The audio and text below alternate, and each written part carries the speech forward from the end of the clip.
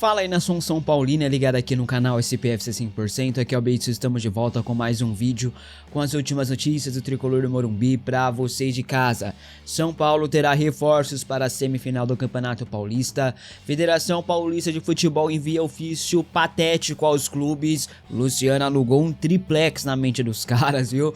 Duas propostas na mesa do Tricolor, diretoria entra em cena e Zubeldia nem opina em relação ao jogador. Joias recém-promovidas ao elenco principal voltam ao sub-20, entenda o motivo, tudo isso e muito mais conta a partir de agora, fica até o final, não saia por nada, deixa o like que ajuda demais o crescimento do canal, se inscreva aqui se você não for um inscrito e ativa também a sineca para receber as notificações de novos vídeos, para você não perder nada do que rola no mundo do Tricolor do Morumbi e nenhum vídeo aqui deste canal. Mas antes, quero acompanhar os principais jogos das principais competições do futebol nacional e internacional, além de filmes e séries, lançamentos aí pra você, uma grade de canais enorme. Vou deixar o link aqui no primeiro comentário fixado da TV Torcida e lá você consegue fazer o teste grátis, rapaziada. Você vai ver que vai rodar lisinho, em alta qualidade e num custo-benefício aí que cabe no seu bolso tranquilão, né? Porque a gente sabe que hoje em dia é uma infinidade de streaming, mas você pode ter essa infinidade de streaming num só, tá? E com o pessoal da TV Torcida,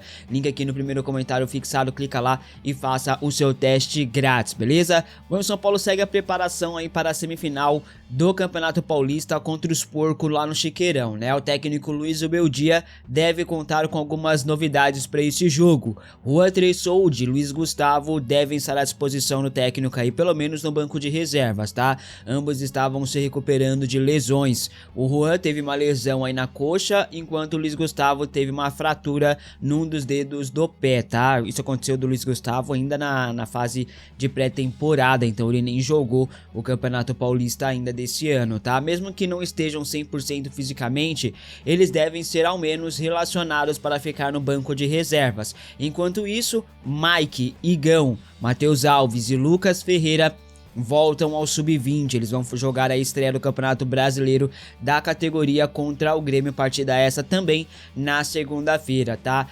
O Rian Francisco é cotado para voltar ao sub-20 também, porém pode ser que ele não volte e esteja relacionado para o Clássico Choque Rei, vamos aguardar, tá? O momento de testar a molecada da base era na fase de grupos, e o nosso treineiro não fez o quanto que a gente esperava que fizesse, né? Para o Choque Rei, Luiz Zubeldia deve ir com força máxima e com 3 zagueiros ainda. Inclusive, o São Paulo no esquema com 3 zagueiros nesse ano não perdeu, tá invicto. São 2 vitórias e 1 empate. Esse empate justamente contra o próprio Palmeiras pela fase de grupos da competição. São Paulo tomou apenas 1 gol nesse esquema com 3 zagueiros, tá?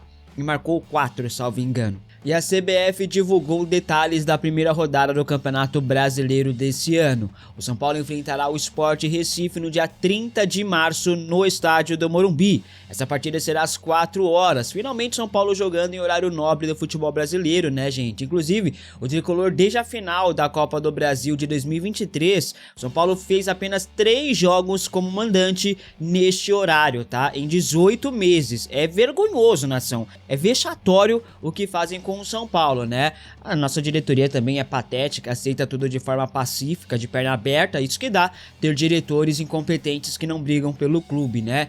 Não é nada normal você jogar apenas 3 vezes como mandante em horário nobre, né, às 4 horas da tarde, em 18 meses. Isso não é normal. A CBF simplesmente ignora o São Paulo e a diretoria não faz absolutamente nada. 1 ano e meio depois, finalmente São Paulo vai jogar em horário nobre, 4 horas da tarde, num domingão, né? E isso eu falo porque não é só para quem vai assistir a televisão, nem é só isso, até para quem vai pro estádio. Um horário às 4 horas é muito melhor, porque você volta mais cedo para casa, tem mais tempo de curtir o dia, o domingo e tal. Então é muito melhor, né?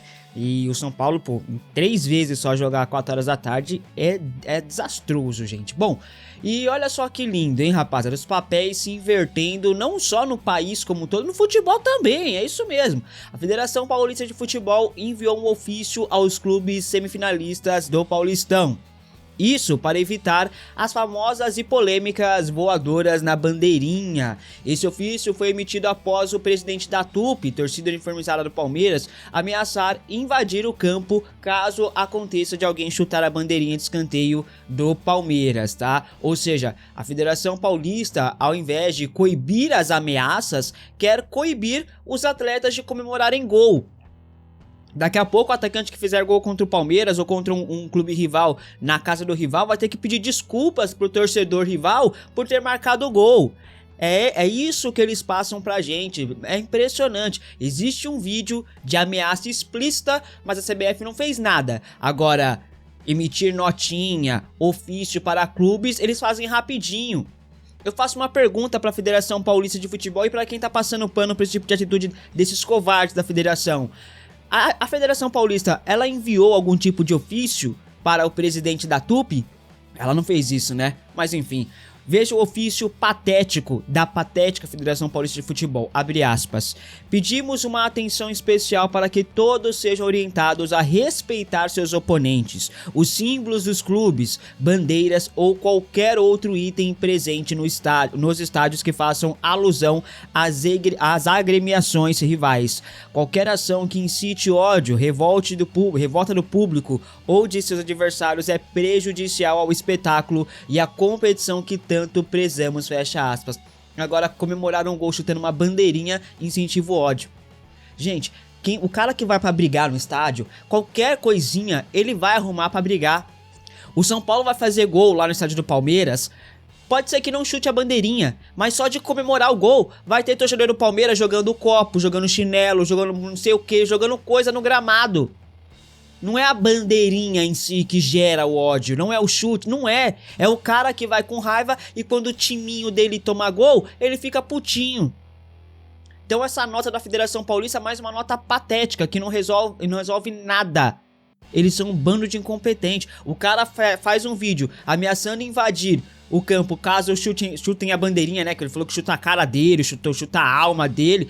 Pra Federação Paulista isso é normal, ameaçar invadir o campo é normal. Agora não pode chutar bandeirinha, não pode comemorar, tirar sarro do adversário porque isso incentiva a violência. Ah, faça-me um favor, cara. Estão acabando com o futebol brasileiro, estão acabando. Esse país é o verdadeiro bostil, onde os valores são totalmente invertidos, onde a vítima é culpada e o cara que é o culpado realmente, né, o entre aspas, bandido, os caras tudo passa paninho.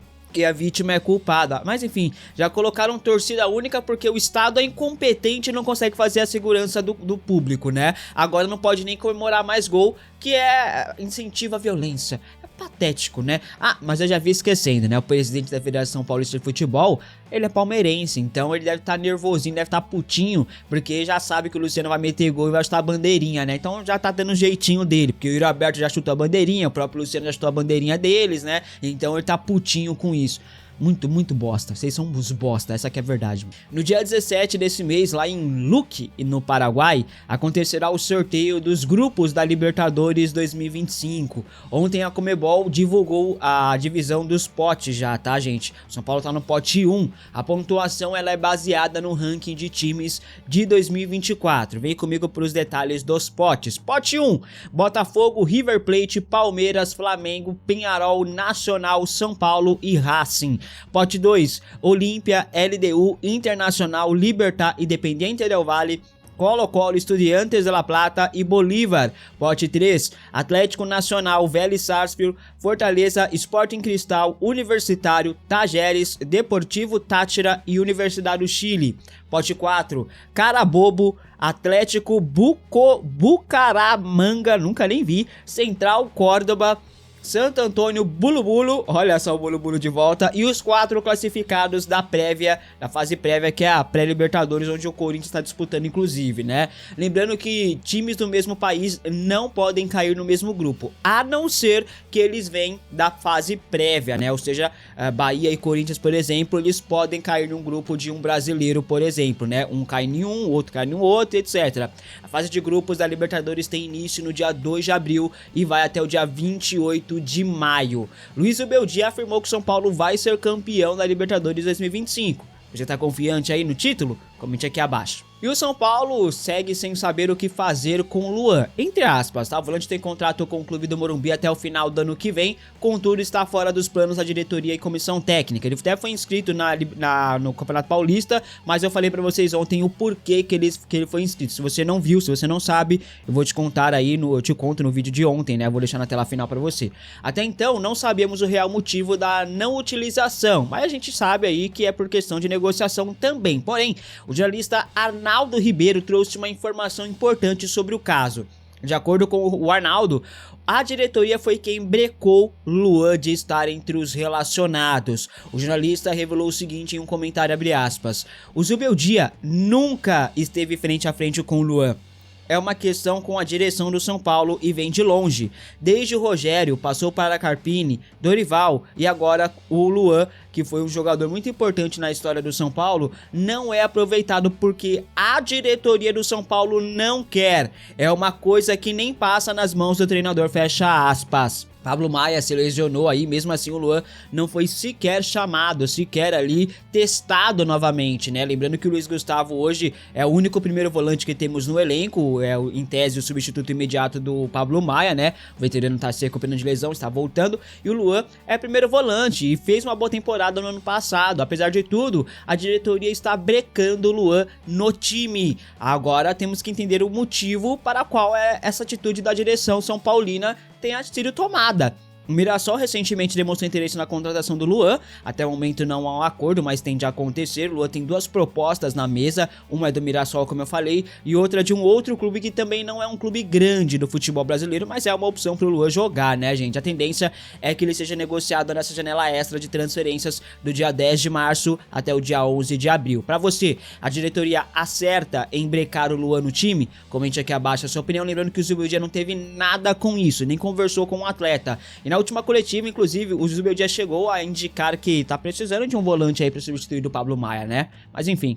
Falei essa semana sobre Igor Júlio, que treina no CT da Barra Funda do São Paulo. O zagueiro está aí se tratando de uma lesão, e uma lesão muito rara, viu? Ele teve uma lesão em janeiro na coxa esquerda, semelhantemente ao que teve o Pablo Maia na metade do ano passado. Assim como o Maia, o Júlio, ou Igor, né, ele teve que passar por cirurgia também. E muito se fala sobre a possibilidade de o zagueiro reforçar o São Paulo, quem sabe por empréstimo ou coisa do tipo. Bom, São Paulo e Brighton aí mantêm contatos frequentes, tá? O atleta deve permanecer no CT da Barra Funda por mais uns 10 dias e depois ele vai voltar para a Inglaterra para terminar o tratamento. Outros atletas fizeram processos parecidos aqui no tricolor, como Anthony, Brenner, Bernardo, Alexandre Pato e Cédric Soares, que acabou fechando. Igor já contou aí que sonha em jogar no São Paulo com o Morumbi lotado, né? Porém, esse sonho deve demorar um pouquinho para acontecer, tá? Igor é considerado um jogador muito importante lá no Brighton da Inglaterra, tem contrato até 2027, avaliado em 22 milhões de euros, é muita grana, e ele vai completar 9 anos de Europa e quer ficar por mais um tempinho por lá ainda. Então, não falarei mais do Igor aqui, a não ser que surja uma possibilidade dele reforçar o São Paulo, ok? De momento, não existe nenhuma possibilidade de Igor Júlio reforçar o tricolor, fechou? Obrigado por ficar comigo até aqui, rapaziada. Se você gostou, deixa o seu like, se inscreva aqui no canal se você não for um inscrito. Tamo junto, compartilha esse vídeo pra mais pessoas aí nas suas redes sociais. E se você não assistiu ao vídeo onde eu explico por que Luan e Lisieiro foram relacionados, clica aqui do lado e assista, fechou? Tamo junto, forte abraço, até o próximo, fui!